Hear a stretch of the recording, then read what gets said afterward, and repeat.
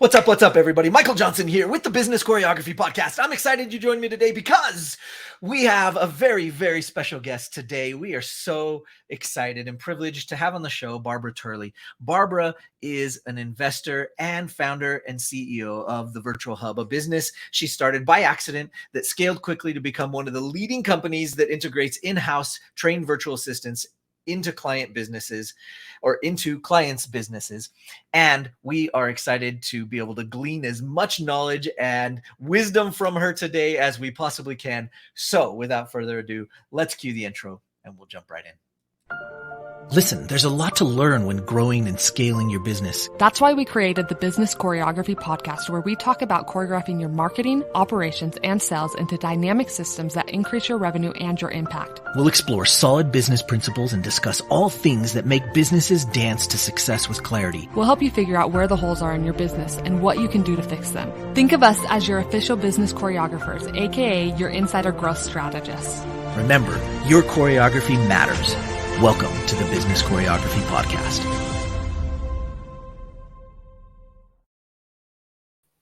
Barbara, thank you so much for being on the show today. It is a pleasure to have you.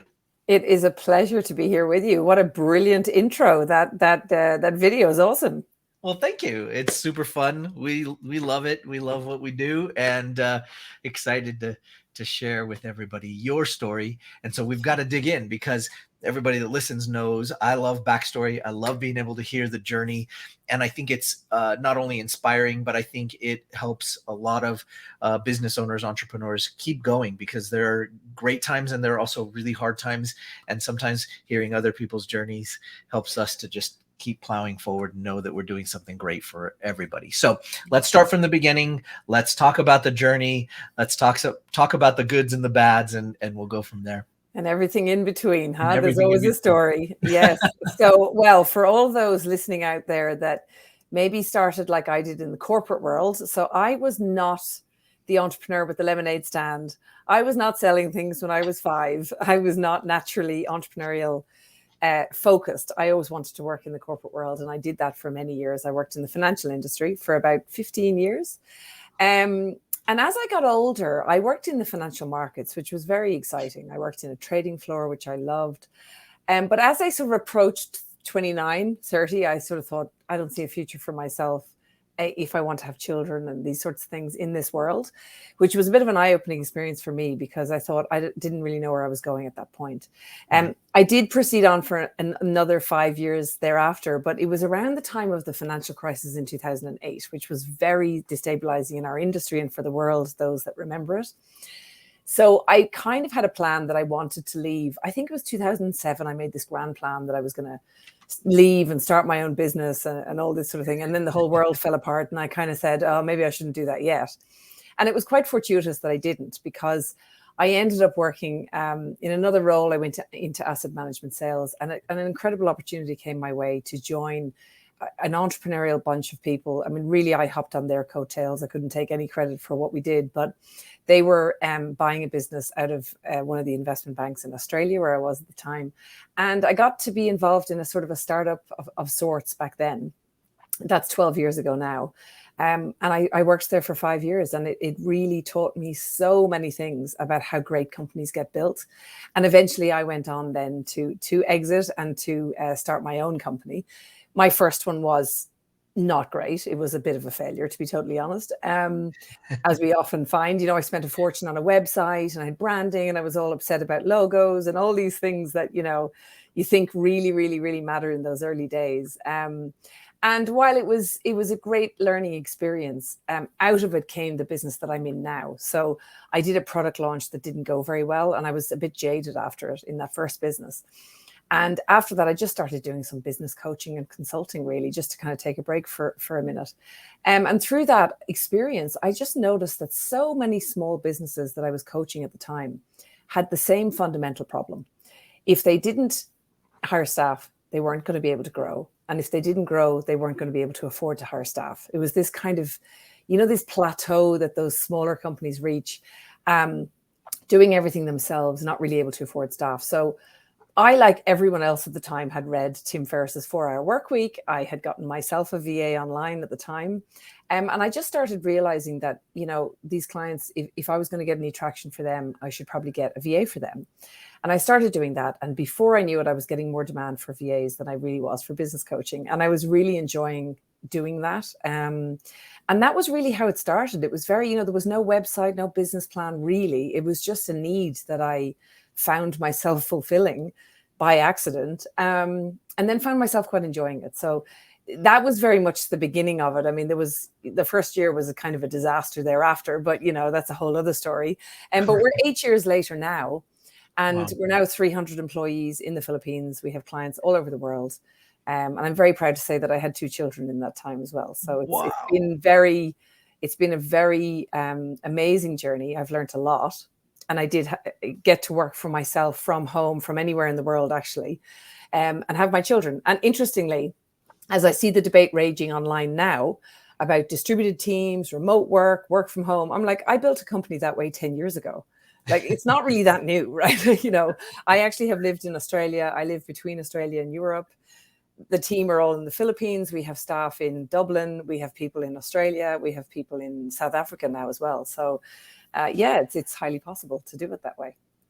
My goodness. Wow. What a crazy way to end up starting such a successful company. But I love it. I have so many questions. I'm going to start with this and we'll kind of bounce back around. But you said you filled a need. And I think that so many companies that find massive success oftentimes are doing that. They find a need. They're going, oh, I can fill that space. Let's get that out to people and let's help them. And it helps the business take off. Yeah. What have you seen when it isn't a company that found the need first to help the growth of the whole company, and instead they were going, okay, I have this idea and I want to do that? I see that growth be a little bit more challenging. What have you seen? Yeah, I've done that. So I've lived that experience. So the first business that I had, there was a need. Okay. So the first business, the idea I had, because I had spent so long in the financial industry, women in particular used to ask me all the time about money and like the money industry. And I loved economics. I loved the financial markets. I loved everything to do with it. And I understood money at a very deep level. And I thought, wow, all these women, there's people want to understand money, but I had a keen interest in helping women to not only understand money better, but to also kind of fall in love with money in a good way. Because as women, we often see money as kind of the root of all evil. These sort of things go around it. But really, money is just a tool, right? And it's a tool to do things with. And if you can do amazing good with it, then that's a good thing. And you should go out and try and make loads of it so that you can have more impact. And that was really what I wanted to do. So I did start a kind of an education platform. And I had this idea. I thought, if I make it like a Vogue magazine and really feminine, but it's about the heavy hitting topic of money. And theoretically, like that was a great concept. And it looked amazing. And there was a need. I had gone around and spoken to people. There was a need. But the interesting thing was the need. I learned this later the second problem that I solved, and I'm trying to unpack this properly. I was trying to solve a need that was so huge that you kind of need to solve a smaller one and then solve the next layer and the next layer of a problem when you're a startup, I think, unless you're funded and you've got loads of money. I would have needed like a much bigger team. It just was a much bigger thing. So when it would have taken off had I put more energy into it, but it was kind of just me on this website with this blog. And, I know influencers have done this. I didn't really feel I had the energy in me to do that. And what I found with the virtual assistant thing was I was sort of solving a need that people had today that was acute enough for them to pay money for today. Right. Whereas the other business was like, well, I'd like to save, I'd like to invest someday, but that's like out in the future. Right. So it wasn't an immediate thing when you're trying to sell something. So that was the biggest lesson I learned, was you need to solve a problem that somebody has today that is acute enough for them to pay money for it today, not in 10 years time. And that was my lesson, really. And from that, honestly, I solved the first little need was getting a VA. Second need was training VAs and training clients. Third need was managing everything. Fourth need was kind of creating culture and dynamics and all these things. So it has morphed. And today we even have an operational efficiency consulting and implementation team, and we do that for clients too. So we don't just do VAs, we actually do the whole gamut now of operational efficiency. And I didn't know that was the journey I was going to go on back in that, when that thing happened. So that's been, I feel like that's pretty normal though. I mean, I hear that a lot at, with the most successful companies. It's like, I just didn't know that was the journey I was going to go on, but I just started with that. And I really want to emphasize what you said. So everybody listening, if you're not driving, pause, get a note card out, because my favorite in the world, everybody knows I like note cards. I'd still love to write. The forgotten art, huh? Exactly.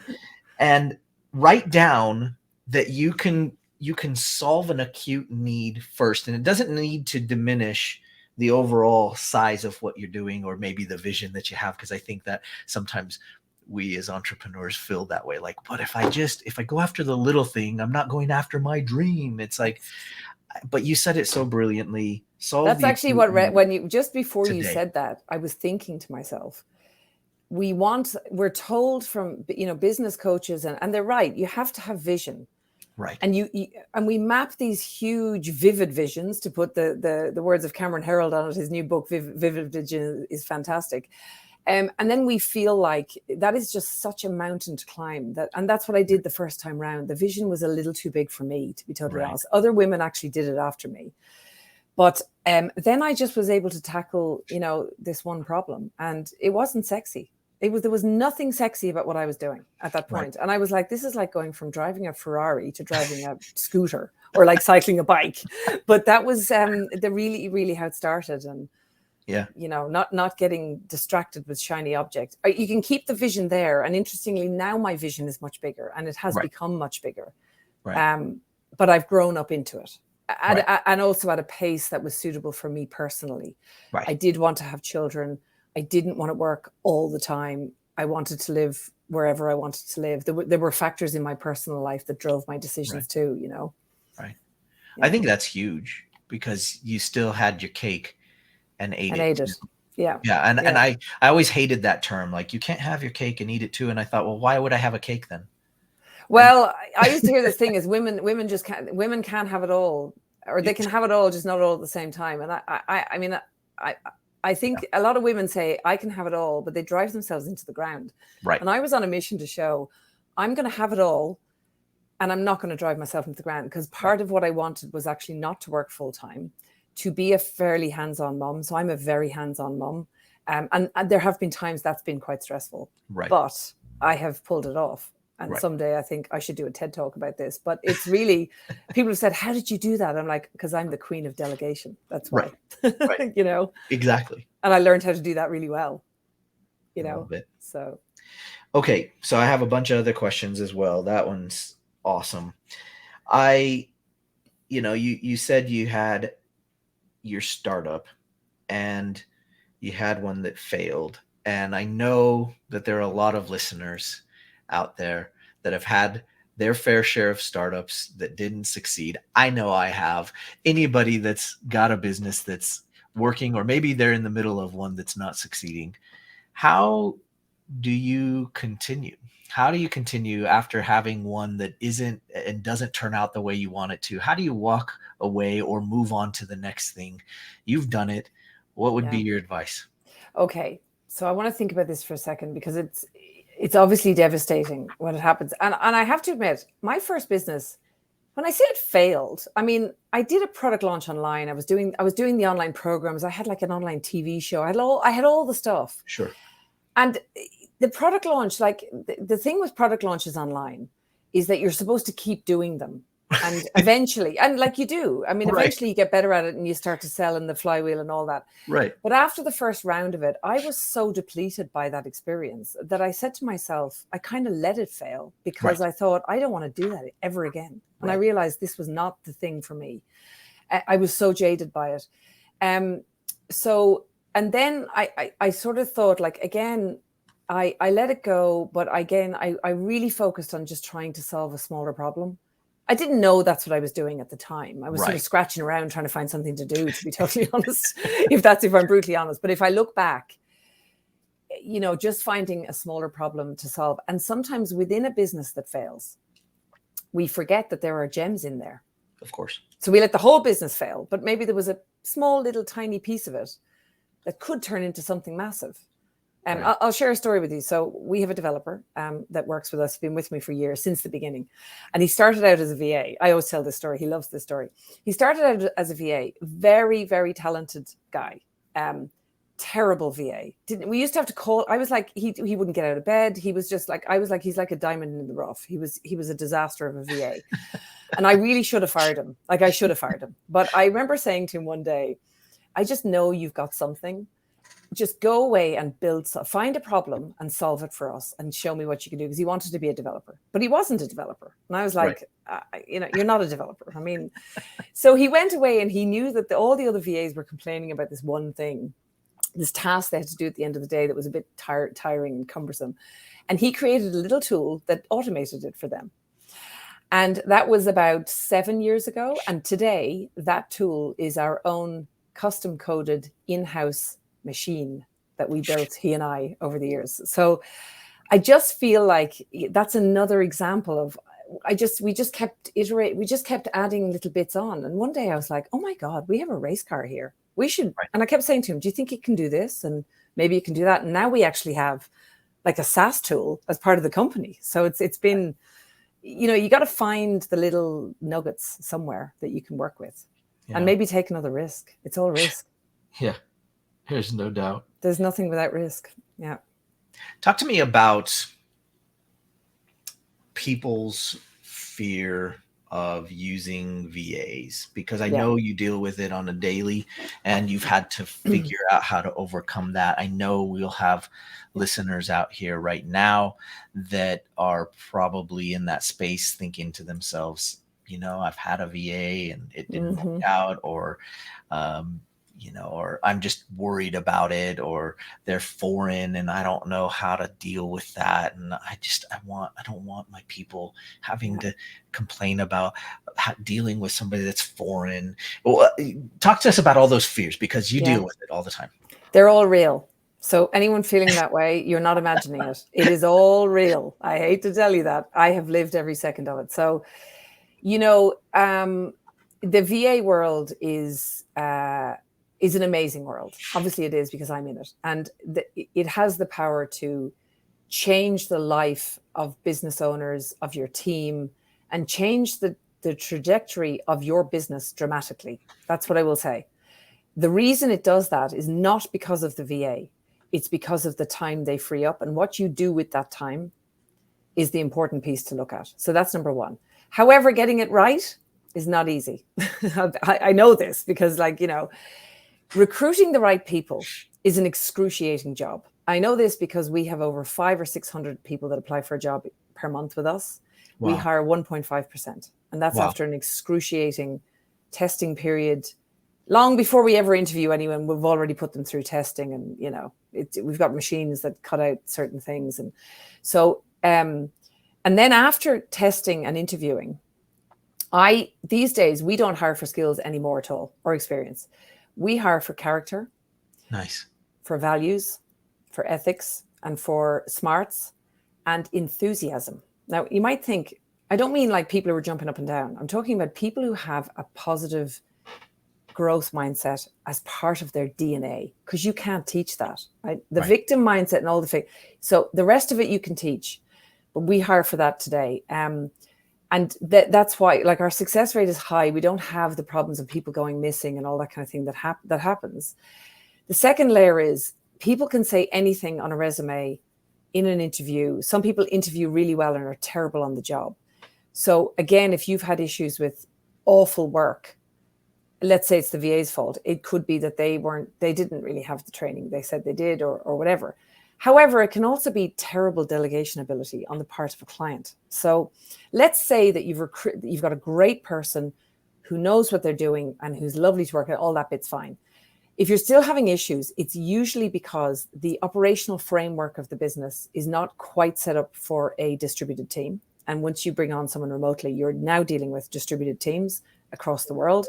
So for example, email is not a task management tool. It is a shocking way to manage task instructions with anyone on your team. You need to start looking at tools like Asana or Trello, these sorts of tools that bring project management and task management in a company together.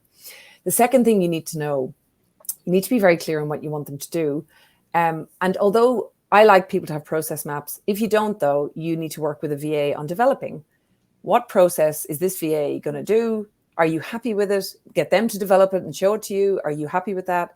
And the third tip is to say, if you show people what does success look like for you, for example, with social media posts, show them what success looks like for you, what's an amazing one.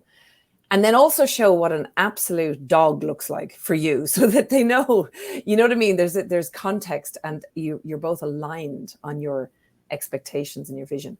And then the last bit comes down to communication. It's just being direct and being, having open communication and not being afraid of it, which is the hardest part. That's the hardest part. Yeah.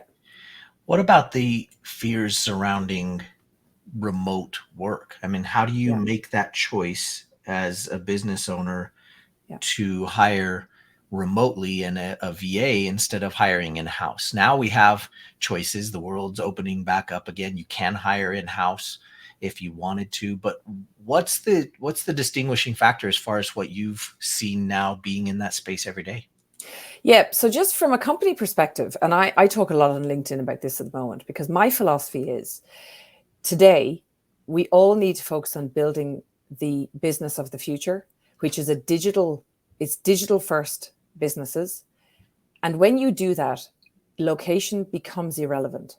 Right. You can operate it doesn't matter, even if you're all in an office, it still is irrelevant, right? Whether you're there or not there, because everyone thinks that remote is a new thing. It's not. There's always been businesses where the consultants or the salespeople, I was in sales for 5 years and I was on the road. I was out. I wasn't in the office. So, it's just that more people are doing it now.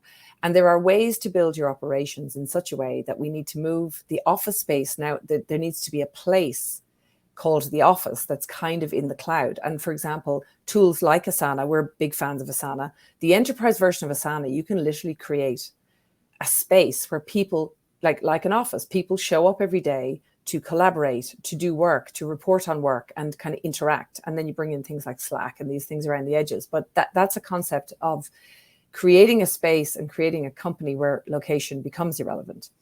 And then the world does open up to you because it actually doesn't matter. Yeah, I always say different. In the pandemic, I was saying different house, different state, different country doesn't matter. I mean, it really didn't matter then. So it's embracing the future of business, I guess is what I would call it. Yeah. I recognize that a lot when I was CEO of a software company. Even now, looking back at it, we had this huge office. We had a whole floor of a building, and each of our departments were set up in their own spaces. There would be people inside the company that never saw the other people in the company for days, maybe weeks at a time. They might as well have been remote. And exactly, I think that's where a lot of businesses are starting to come to grips with and understanding that, hey, my customer support team never, ever sees the developers. No. So why does it matter if they're in the same building? It doesn't. Yeah. And I think the issue at the moment, and this is the raging debate, is it really what everyone wants to ask, but everyone's afraid to ask, is how do I know my people are working? That's actually the question. It's like a politically incorrect question to ask, but that's what everyone wants to know, right? I love it. You can build. So my view on this, and I'm getting sort of into strategy here, but the problem with knowing, so you need to align top-down strategy with bottom-up strategy execution. And you can do that using objectives and key results. You can Google this stuff if you want to know more about this stuff, but effectively setting objectives and key results for your company, waterfalling them down into departments and waterfalling them down into projects that are driving the key results that you want. And then aligning everybody around the one core thing in a core platform gets you a long way towards they're either delivering the result or they're not, and it becomes very easy to see if somebody's just not doing the work. Right. And it changes the conversation. Absolutely. Yeah. Well, so don't worry about you build it, create a framework where you don't need to trust people. It's trustless. Again, make it irrelevant. Trusting whether they're working or not. Yeah. Well, and you alluded to it earlier, the idea that you have hundreds and hundreds of applicants, but you're taking 1.5% of that. It's very different. And a lot of people that don't want to work will be offended by that. Yeah. But the truth of the matter is you're hiring the best for what the thing is that you're doing. And I think a lot of people from the industrial age are still in that mindset of, I can go work for an hour, not actually do anything that's relevant or pertinent. I can get paid for doing nothing for an hour, and that's how it should be. And I think that we're all headed away from that. I think most business owners are headed away from it. There's most companies are heading away from it. And that's because we're not in the industrial age anymore. Yeah. And I think that you nailed it. Like, it's a perfect example of it. I've always been a fan of that trust element being kind of pertinent. It's too emotional. It's too emotional. Like people, absolutely. Again, I've seen people on LinkedIn going, trust is so important. I'm like, forget trust. I mean, trust can be broken so easily, and not because either side meant to break trust, but they had different interpretations of what trust meant in the relationship. Right. So there's just getting into so many emotionally charged areas. Sure. And, I think if you build the right framework, and also I think with a company, I believe in flexibility within a structure. Sure. So, for example, everyone wants to hire A players and let them join their company and just get on with doing the job. The problem with that is this A player might want to work in this way that has no visibility, no transparency, and they want you to trust them to deliver the result. And maybe they will. It's far better to build a structure of a company where we're operating in a way that is agreed among the people who join this company. And that's culture too, right? So you want people to be attracted to how it is that you run this business. And they come into the game, I guess the game that you're playing, and they come in and play the game the way the game is played in your company. Absolutely. Otherwise, don't hire them because they're not going to fit. Yeah. Right. Well, and I mean, I was bucking the system in that same way. Like, they'd come to me and say, hey, I can drag this out for 5 hours because that's what I'm here for today, or I can get it done right away and move on. I was like, get it done and go home. And then my colleagues next to me in the C-suite are going, we're paying them per hour. Why are you letting them go home? I said, because they did the job. They gave the result. They gave me what I wanted. And you know what? You didn't have anything ready for them. So I said, good job. Enjoy. Yeah. Right? I think people get head up about all the wrong things. So I'm very passionate about this topic of alignment and expectations management and structure, flexibility within structures. Set the structure, and then it's called active management, not micromanagement. Exactly. It's being actively involved in managing. Right. Yeah. We love calling a lot of that choreography within the operations, because you've got to choreograph great movement. And those that have been on the show know that we're former professional ballroom dancers. My partner. I was just going to say, it's like a dance, right? It is actually, really you're right. It's like a dance. And it has to be you're going to step on someone's toe if you don't know how to do the dance the way that you're supposed to do it. So true. Yeah. We were just talking about that. It's also the flow of it. And that changes within each organization with the culture and with the leadership, because the flow is going to be determined by their overall method of leadership. And everybody's doesn't need to be the same. It just needs to be appropriate, and it needs to flow with that entity. But I love this. This is so pertinent. I hope that our listeners are just like, oh my gosh, this is amazing. Talk to me a little bit about, they're hearing this and they're going, okay, a VA, I've been there, it didn't work out, but I know I really need it. I want to hire some more. I want to get that into my system. Talk to us a little bit about the process of jumping in and working with Virtual Hub, and how that goes and what it looks like and how that'll all go down. So a few key things, and I will do shameless plug for my own company here, because I built it. This company has been built from my own issues with people. The problems, exactly what you're talking about. Clients have given us this feedback over the years, and I kept saying, how do we build a company where this problem never comes up again? So we just have kept iterating. So I would say, first of all, definitely come to us, because with us, we're not a recruitment agency. So we're not going to take your brief and go out to market and try and recruit what you're looking for. We actually recruit for ourselves. We have a huge recruiting team, and every month we are just hiring people. We have targets for the amount of people we want to hire. We know what we're looking for, and then they go straight into our own learning and organizational development department to be trained, and we train them ourselves, regardless of their experience. We're just like, you could say you've all this experience, you still need to do the training, right? And then we score them. And the purpose of the training is sort of twofold. Number one, we want to manufacture our own VAs because we know what our clients are looking for. And in the training, we can start to see what natural skills people have, even people with no experience. It's amazing. Some of them end up brilliant at social media. And you're like, wow, they didn't know they were good at that. But they're doing it in their own personal life amazingly. And now they're amazing at work doing it. So we figure out where their strengths lie, and then we start to take them down pathways that suit their natural skill sets, what they want to do. And we hone those skills in certain areas. And only after we're happy that we think these people are really talented do we then start to look at the client side and go, here's the demand, these clients, and we start positioning VAs to go and meet these clients. And we get a home run every single time. I think there's like one every quarter where a client might say, can I meet another few? It's so rare. Just usually they're like, oh, they were all great. I don't know who to pick. So that's number one. Number two, with us, we're really believers in, like, it's not just bums on seats. We want the client to get success. At the end of the day, the best part of our business is when you get longevity of employee and longevity of client. So the two heads of the beast, as I always say, we look after the employee experience is extremely important in our company, the culture, and the client experience. Loads of companies just focus on the client experience, but the employee experience is so important to get right.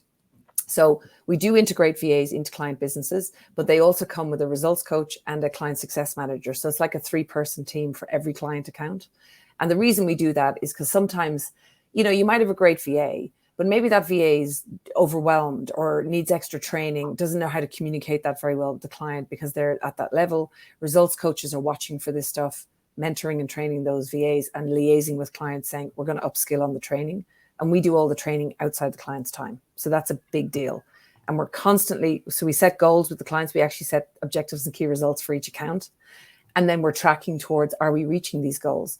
Because we want to get return on investment for clients. That's key to our business model. And we've been very successful at that. Our NPS score is 90 with clients. And our eNPS score is 78 with RVAs. So we're very proud of that. We've put a lot of work in to do that. Right. So, we're really focused on success as opposed to just numbers, churning through numbers. Yeah. This is huge. What's the process? Say our listeners listening right now and they go, okay, I want to start, and what's going to happen? How are they? First, you're going to jump on a call with one of our teams. So we have someone in Ireland, we have someone in the Philippines, we have someone in Australia. So, we've got great people you can speak to. And we don't have anyone in the US, but we have an American in Ireland. So she does the US and she's great. So first of all, they're going to run through what your needs are, what you're looking for, fears that you have. So we ask that on the call, tell us your fears. We want to write this down. So we pass that to the client success team to go, this client has had a VA before that burnt them, or the trust is not there. There's a fear, whatever the fear is, we need to know so that we can make sure that we don't deliver on the fear. We actually deliver on the success that you're looking for. Right. And obviously the first step is making sure that we're a fit, right, for what you need. Sure. And then after that, you get to meet the onboarding team. You have a kickoff call with your client success manager. And then we start to proceed towards meeting a selection of our VAs.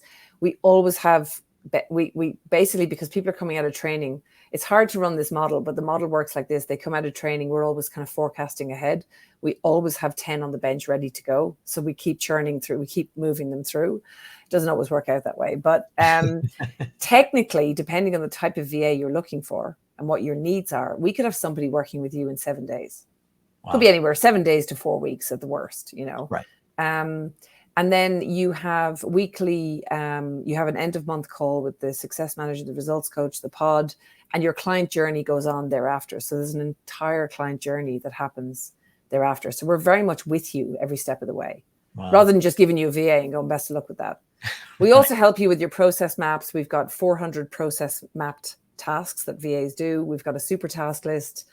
I do podcasts and, I do masterclasses for clients, and we help people even with their operational framework set up. Everyone gets a free consulting call with our operational framework team as well, in case we can help them with, taking that a little bit further too. So lots of our clients avail of that. Great.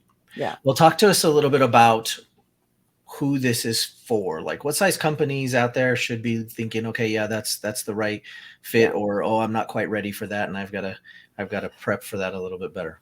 Yeah, look, this is always the question we get asked. And the interesting thing is we span the globe. So we mainly, our markets are Canada, US, the UK, Australia, a little bit of New Zealand. Actually, we do a little bit of New Zealand, but we can technically do anywhere. But they're kind of the biggest markets that we have. Right. We work 24/5. So that's a key thing, because a lot of the US will say, well, what about my time zone? So we are big believers that you need to work in the same time zone together to have a better relationship. And our clients are very diverse, but there is something that ties them all together. So we have everything from one-person businesses right through to 60, 70, 80-person businesses. We've got the whole spectrum. And we've everything from a one-person yoga teacher right through to an asset management company. Like, we've got all the breadth of types of clients. But the thing that ties them together actually is this commitment towards a digital first type setup. So most people today don't realize, but they're pretty much on that path already. So if you're already running social media and you're out online, you're heading towards digital transformation, really, and you can take that as far as you want to go. But we do like clients to have either if you don't have it set up yet, that's okay, because we can still help with this. But if you're already using a tool like Asana or Trello or ClickUp or one of these things, that really helps. However, we have gotten clients onto those things as well and helped to onboard them onto a better framework when you start to bring more team members in. But that's really it. It's we've done everything from logistics to, it's really just business process work, So, and I mean, the key thing to remember is time. What we're actually selling is time. We're selling your time, though. The most expensive time a company has is that of its key people.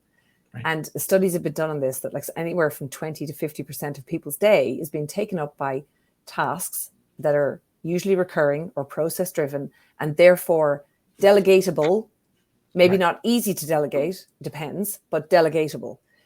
And if you're growing a company, you want to make sure that the most expensive time in your company, which is your key people, their time is being used to move the needle. Right. Yeah. I love this. How can people get in touch, and how can they find their way to you? Sure. Because there's some people that are ready to move. So what do they do? Sure. So if you want to delve more into what I'm talking about today, I talk about this on LinkedIn quite a lot, and I'm going to be doing lots of stuff over on LinkedIn. So you can just look up Barbara Turley on LinkedIn. And if you are ready to come and have a call with us, jump on over to virtualhubltd.com. There we are. And book a call. Come and have a chat with us. And we've got a great team there ready to chat with you and help you out. So even if you're not ready to sign up yet, just come and have a call. It'd be great. Absolutely. Guys, go check out thevirtualhub.com. What a cool thing that Barbara's done. Already done all the hard work, already put in the time, already gone through the ups and the downs of making it work and come together, all so that you can take advantage in the easiest possible way and gain back your time. Wow. You'd be crazy to not go check this out. So go do that for sure. Before we close up, Barbara, what kind of great words of advice and wisdom can you leave us with as we close up today? Yeah, it's a bit like what I just said about the time thing. I think people, I actually put a post on LinkedIn the other day. I was saying, I'm going to create a new C-suite title, the Chief Time Officer. Nice. Who should go around a company and look at how time is being spent. Because it is the most, like after real estate, and like we won't talk about commercial real estate, but after real estate, the biggest expense on anyone's books, any company, is people. So like looking at your people strategy and your people budgets and figuring out, like bringing in an offshore team strategy, it makes it's like a no-brainer. If to get it right is harder, but do it, because it's the thing that frees your company. Yeah. I love it. Thank you so much for sharing your wisdom today and your time with us. We appreciate time well spent, you see. Time well spent. Absolutely. And nothing like changing the world as we go. Guys, thank you so much for joining us on today's show. And as usual, don't forget, keep on choreographing your business. We'll see you guys on the next episode. Take care. Bye-bye. Thanks for joining us today. Want more business choreography? Check out our website at bizchoreo.com to find out more. And find out how the choreography for your marketing, operations, and sales can raise your revenue and create more impact. Remember, every business needs choreography.